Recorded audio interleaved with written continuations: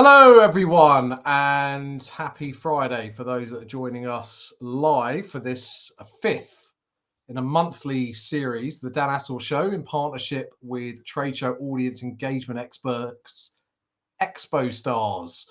So thanks for watching today. And it is Friday, the 29th of July, 1 o'clock in the UK. And also thanks for watching and listening on demand. I do add these special broadcasts to Spotify and YouTube and Apple Podcasts and whatever you interact with all your good content. So each month I'm joined by the MD of Expo Stars, Lee Alley, and we're going to be discussing topics related to successful trade show engagement for exhibitors. So I'm going to bring on the man himself, Mr. Alley. How are you? Hi, Dan. Great to see you again. Yes, I'm very good. Thank you. Been a busy week at Expo Stars HQ as always. As always, you can tell us all about it in a minute. I'm sure that's very exciting. So I should say that if you have any comments, if you are watching live on this relatively sunny afternoon, I don't know what it's like up north, but in North London it's quite nice. Then please put them in the comments, in the LinkedIn comments section, and we will do our best to answer them. So, Lee, you were in Las Vegas before we get into talk about what we're going to talk about today last month. And it wasn't you on a jolly. Well, I'm sure there was a little bit of that going on. What were you doing? You went to Exhibitor Live, I think. Tell us about that. Yes, I was at Exhibitor Live. It's one of my favorite shows of the year. And I got to deliver a couple of workshops. One was all about remote exhibiting, how you can exhibit overseas without being there, which was really fascinating. And then the other one was how to boost or improve your staff productivity on the booth. So how to get your booth staffing to be more effective and, how to kick their ass and get them to do more. Which we covered, I think, in the last show, actually. Yeah, we covered that in the last show. So I was able to deliver that. And then obviously had some great meetings with a lot of the vendors. And it was a really good show, and got to see some of my old friends from the other side of the pond as well. So enough of that. What else did you do in Vegas? Well, I didn't have much, but obviously as an MD, you've got obviously a business to run, and you've got the different time zones. And because I'd actually been to Malaysia and Indonesia a couple of weeks beforehand as well, I didn't even know what time zone I was in. So it was kind of a crazy week. You are such a jet setter. And I've actually got someone that you met in Vegas who's just commented. Yeah. Bob Oku. Good morning from Los Angeles. He met Lee in Vegas. Yes. So yes. Bob, I think we should have Bob on to actually tell us the real story of what the two of you got up to in Vegas, which is possibly more exciting than what we're going to talk about. I don't know. Yeah. Bob actually gave me the best thing that I actually got from the show. And his is a very interesting product. And he does business cards that can double up as a cleaner for your screens, for your mobile screen or for your laptop screens. So very interesting concept. And I'm going to do a post on that. Business. What's it called? What's the product called? You know, or not? Or Bob will tell us. Bob will tell you. I'm sure he will. He can do a better job than I can. Right, we're going to move on. We're going to move on from your business stroke personal travels, and we're going to talk about trade show engagement optimization, or as you have coined, TEO. Now, for the people that didn't listen to the first 4 episodes, God knows what they were doing. Can you bring to life what TEO means, and can you go through, because you've got 5 pillars, of which we're going to talk about the 5th today. Yeah. Just bring that to life again, please. Yeah. So TEO is a framework that I've developed looking at the key pillars that allow exhibitors to achieve trade show success. So the first one is aligning the strategy with the exhibition planning. So looking at your business growth strategy and how exhibitions fits into that, and Then the second one is looking at your customer journey, your attendee journey. How does that look like from saying hello all the way to signing on the dotted line as a customer? The third element is looking at selecting the right people for your booth and upskilling them in terms of engaging with the attendees, doing the product demonstrations, and obviously collecting the right information. And then obviously you've got your key performance indicators, your KPI measurement. So what are the key things that you need to measure to determine whether the show was a success or a failure? And then obviously you've got your follow-up process, which we're going to talk about today, looking at, what do you do after, you've taken down all of the stand and you walk away and go back to your office. So I know what's what left? most people do. Most people go to the pub, but that's not part of your strategy.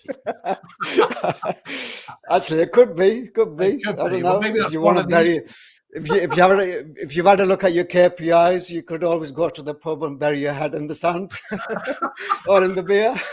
Or if you're on the beach, you could do it literally. So listen, we digress.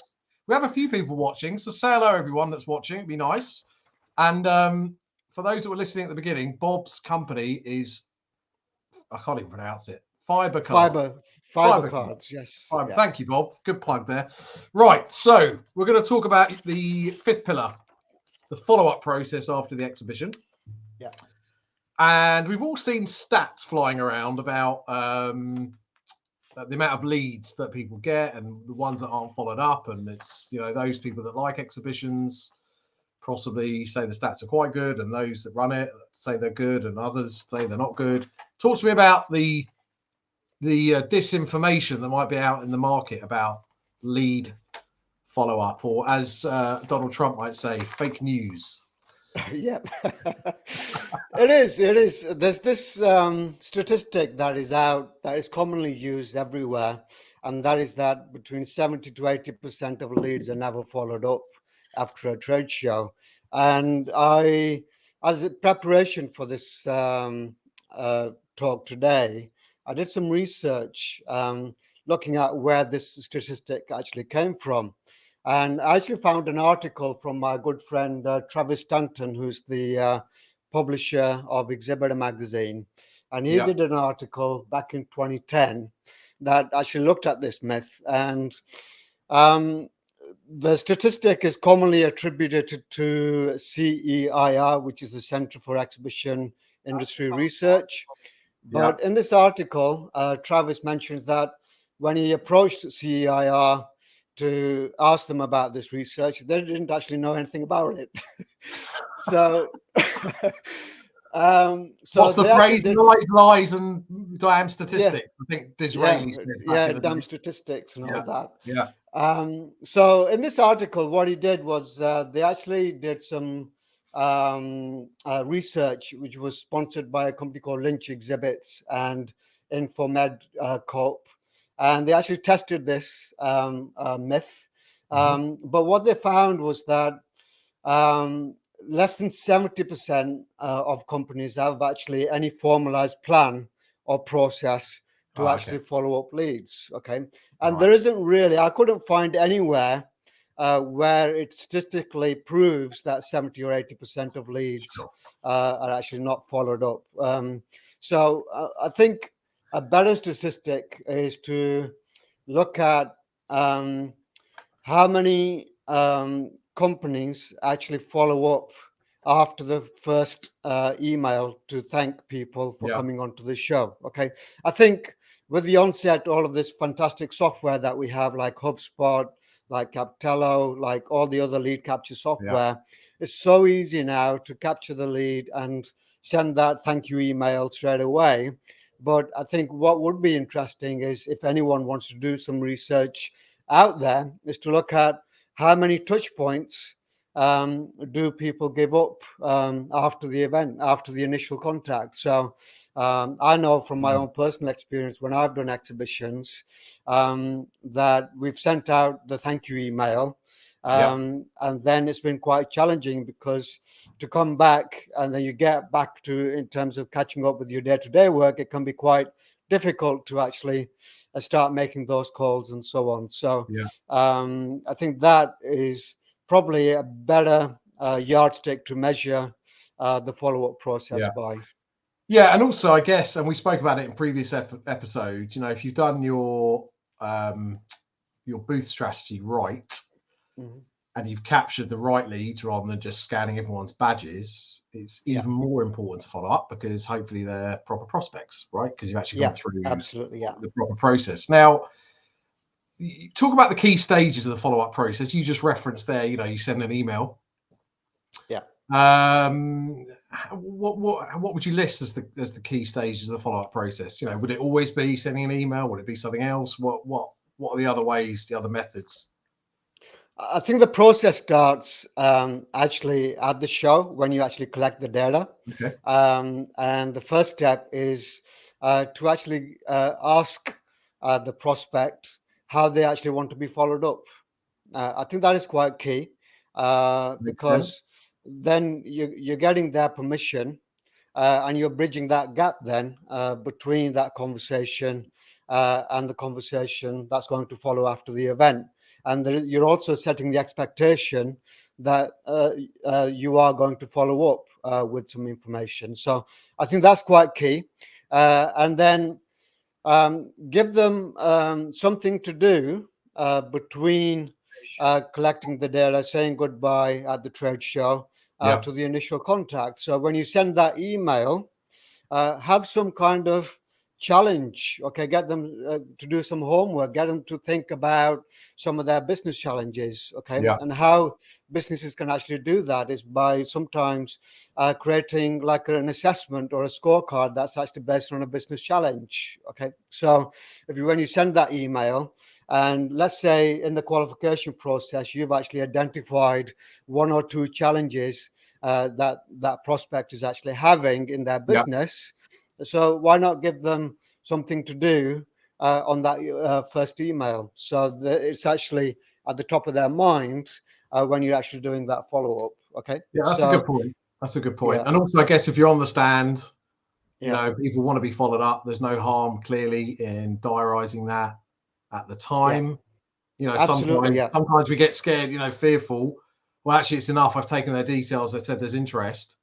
I said I'll follow up, but actually, we don't agree a time and a date. Put it in a diary. They're there. Everyone's got an electronic device. absolutely, yeah. I mean that's And put it key. in. If they are qualified Yeah. and you know that they actually have a need, you've clearly identified the need, um, and you know that you can actually help them. Why not get a date in the diary? Everybody has a calendar on their mobile phone. You have access to your LinkedIn. Okay, get Yeah. them connected to you. Agree a time and date to follow up as well.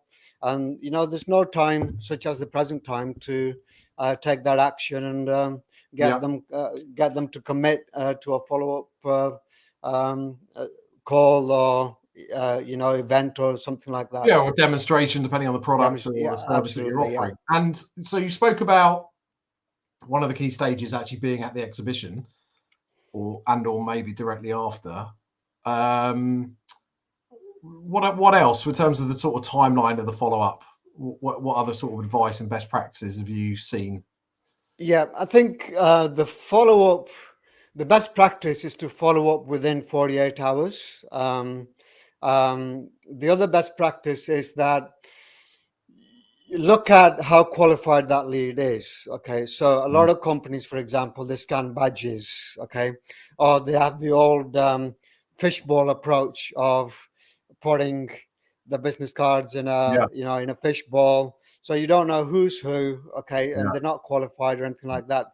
So obviously you're gonna not have the same impact in the follow up if you just following people up randomly. Okay, and you don't know what the conversation was about, and they've just dropped it in. So I would actually get those and put them into a marketing funnel, and they don't actually need such a personal follow-up, because the personal follow-up will just be like a cold call.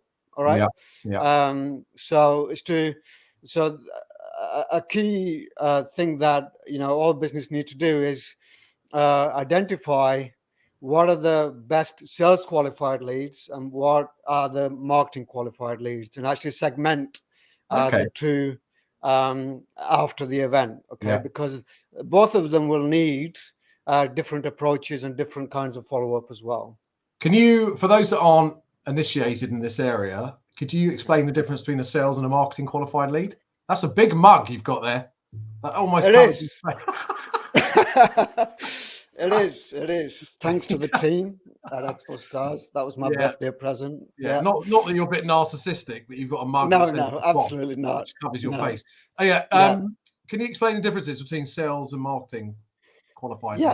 lead? So a sales qualified lead is something where you've identified that they are the decision maker, they have the authority to make the decision, they have a need, okay, and there's a time frame as well. It's called the BANT system. I think it was coined by IBM back in the 70s. Right. It's buying authority, needs, and time frames. Once you've got those information, once you've got those details, they become a sales qualified lead because you've identified that Right. they're a real prospect that you can actually have an opportunity to do business with or to pitch to. And then a marketing qualified lead is someone who's expressed an interest in receiving maybe a PDF, Yeah. an ebook, or they've just left their details, Sure. for the newsletter or something like that. So that is a marketing qualified lead. So, and that usually is what typically the websites or a lot of the web-based companies actually use. Okay, marketing qualified leads. That Yes. If you're term is downloading yeah, a white paper or another piece of yeah, content, absolutely, yeah, yeah, they haven't actually expressed an interest in the product, but they've come to the website. yeah, You've got a yeah, thought leadership piece, and yeah, then that will, yeah, okay. So yeah, yeah, that's for those that aren't aware, that's the yeah, difference. yeah. So if Cool. somebody leaves a card in a fishbowl to win a competition, that's not a sales qualified lead. That's what I would call a marketing qualified lead. Sure. Makes sense. And you mentioned the scorecard before, or Yeah, they score their leads from sort of warm to cold. yeah. Um, and is that something that who would be responsible for doing that? Do you think, sort of afterwards?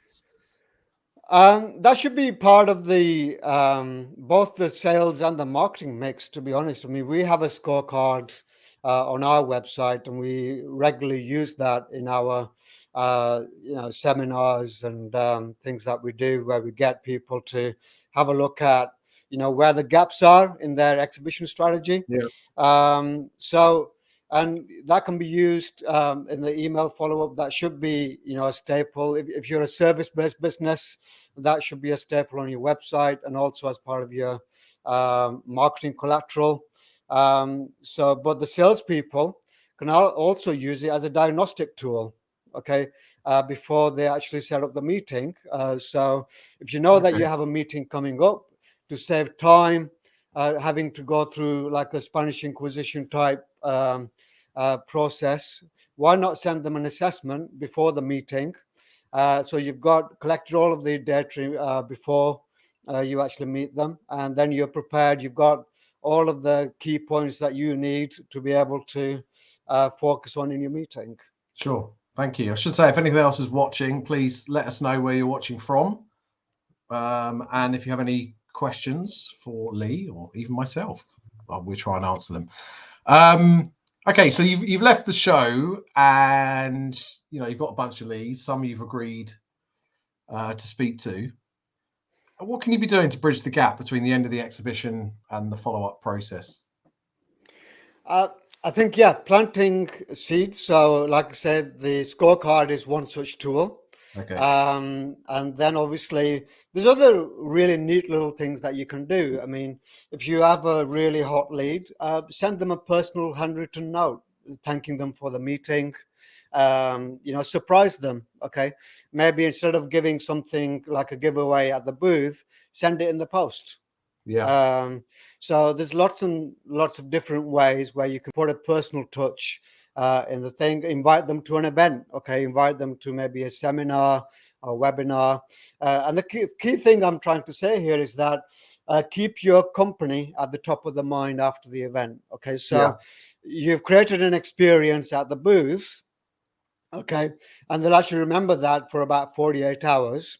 And after that 48 hours, you need to keep, giving them some information, keep that connection going so that you're always at the top of the mind. Because remember, Mm. they would have met 30, 40, 50 different companies. Okay, Yeah. some of them are your competitors. Okay, so make your approach something different and not Yeah. be like everyone else. I think also it's important if you've got a company that exhibits, never mind the delegates going to multiple Yeah, shows, yeah, the company that exhibits, especially there are certain time frames where there are lots and lots of trade shows, right? So yeah, you might be going from one trade to another yourself. So having a process yeah. where you're getting those leads into a proper management tool, having a Yeah, pipeline to follow up before the next one, because before you know it, you'll have leads on top of leads on top of leads. yeah, yeah, And they can easily just sort of disappear. So we've all been to shows where either we're exhibitors or we're talking to exhibitors. We're a delegate, and we might have had a great conversation on the booth, but then you're grinning. But then, like, I mean, we have. Let's say I approached Lee. You had a booth. I stumbled across you. I really wanted to use your services. We spoke for hours. You thought I was going to be your best ever client, and then I sort of disappeared afterwards. Why do you think that happens? yeah, this frequently happens at Yeah. international exhibitions, actually, Okay. because people want to be polite and they want to have a conversation with you. And I've experienced this personally, where we had an event in Dubai and we had a great conversation. With this person, and we even got them to commit to a meeting straight away. Yeah. And we went to their premises for a meeting. Oh wow. Okay. And when we came back, we couldn't get hold of them. And um, we tried everything: telephone, emails, and we wrote it off because I think we came to the conclusion that they were too afraid to say no because we were Right. obviously from overseas. They didn't want to say no. Didn't want to disagree with us. And some cultures are like that. Okay, so and they don't want to actually disagree with you. They will listen to everything that you say politely. They will ask you questions, Yeah. and sometimes they're just trying to be polite. Okay, they don't want you. They don't want to say no and let you down or something like that, or they haven't got the confidence to say no. So when you're doing these at international exhibitions, always take that into account, and make sure that you are asking the right questions and you're actually getting that commitment and actually getting them, asking questions that will actually determine and let you know how committed they are to the conversation. Okay, Yeah. because it's so easy as a salesperson to really go through your pitch and get really excited because they're all nodding and they're agreeing with everything that you say. Um, and then you get caught up in that moment. But I think what you should always do is obviously check in with them during the pitch and check their commitment in terms of how they want to proceed. So it's a Yeah. usual thing that happens, and I've seen that happen with our clients, with myself personally as well. So it's just a case of asking better questions and getting commitment from them during the conversation. Yeah. I think the term is called ghosting. we've all, Yeah, we've all been, ghosting, we've all been definitely. ghosted, haven't we? Where seemingly everything's going well, and then it sort of Mm, disappears. Can also mm. happen in our personal lives. Yeah, it's nothing um, personal. Yeah, no, well, that's the other thing. It's actually not to take it yeah, personally, isn't it? Because yeah, absolutely. sales Yeah. sales can be an emotional thing. Um, we spoke about sales and marketing qualified leads. Does that mean that both departments should hold accountability, do you think, of the follow-up process? And also, if we talk about when do you think we should plan it, is it a collaborative effort beforehand, before you go on site to exhibit?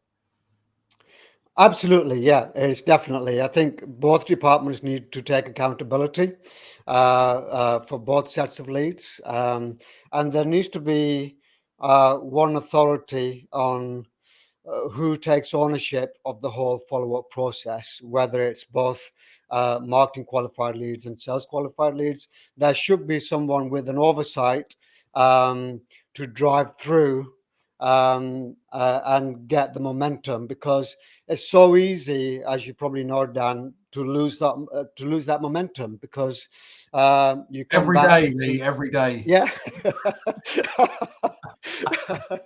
Absolutely. So it's so Yeah, easy to lose momentum, but if you actually have someone responsible to oversee the whole of the sure. follow-up process, then they can be in a position to drive through, ask people where they're up to in that stage, keep an eye on the metrics, Yeah, and that's quite important. But I think it's very important that marketing and sales not work in silos and actually work together to actually make it a seamless process in terms of the follow-up. Because if one department is doing one thing and sales is doing something else and they're not talking to each other, yeah, that's where you're going to have a complete breakdown and nobody will actually know what's actually happening, and all the leads will go into a black hole, yeah, which is commonly what actually happens with a lot of yeah. businesses. So, do you as Expo Stars, do you yourselves work with exhibitors after the exhibition on these sort of things, tactics that they can be implementing? Yeah, we give them advice. We Yeah. don't do the legwork No, for them. no, no, of course. I mean, like on uh, strategies Yeah, yeah, to yeah. follow up. Yeah, So, yeah, absolutely. So, as part of the TEO framework, yeah, what they get is a complete start to finish journey from looking at how exhibitions align with their business growth strategy, all the way to actually planning the follow up process and signing on the dotted line. So, yeah, we look at, what are the 4 or 5 touch points after the event, the key yeah, touch points. Okay, and then obviously we look at ways how we can actually implement that in their CRM systems, so that they can actually identify what the conversion rates are, so that there is always learning to be actually had. So if they do one event next month, for example, mm, and they look at the metrics 6 months later, then they can actually see that, a lot of the leads dropped off after the discovery call. yeah, So then what we can do is look at why was that. Okay, so and that's how you actually improve your exhibiting processes, by looking at where the gaps were, where the fallouts were, and where the success was. So if you're doing something really well, so you emphasize that more at your next event. And if you did something really badly and you found that after the event, the salespeople weren't doing their job, then obviously you need to sure. change that. Makes sense. And so, what else have you got coming up? We've sadly reached the end. Yeah. Um, uh, and what else have you got coming up for Expo Stars? What tell us your plans for the next half of the year? Yeah, so we've got a lot of. It's been great that the exhibition industry has rebounded so well. So we've had a record quarter 2 with lots and lots of bookings. Quarter 3 is picking up. So we've got several orders for Bauma in Munich, which is a fantastic Okay. 7-day event, which is great. Then we've What's that got all event the on? What's it on? Sorry. uh, What's Bauma is one of the leading machinery events, so like power plant machinery and all of this. yeah. Yeah. So, and Cool. it's one of the big ones, like a 7-day show as well, which is quite long for a trade Yeah, show. yeah, But yeah, in Germany, they love their trade shows. So, yeah. so, Good for you. So that's a good one. things And are then busy. all the pharmaceutical shows are coming back as well, which is great to see. So we're taking bookings for Cool. ESC, Eurotina, all of these conferences as well. Amazing. So if you want to reach Lee, then head to expostars.com or follow Lee on LinkedIn. And I'm sure I'll be happy to provide you with some advice as to how you should best exhibit at these fantastic international shows. So thanks everyone watching live and on demand. This was Dan Assor and Lee Ali, special broadcast about successful trade show engagement for exhibitors. Check out the socials for more episodes. Head to expostars.com and danassel.com for lots of other content. Thank you, Dan. Bye, everyone. Thank you.